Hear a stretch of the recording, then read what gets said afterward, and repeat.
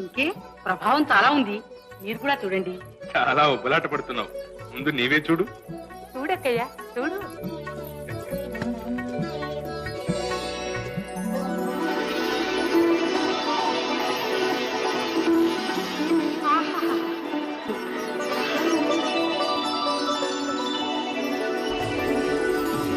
అంతా లక్ష్మీ ప్రసన్నంగా ఉంది.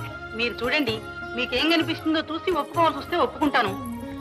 సరే, నీ కోసం చూస్తున్నాను.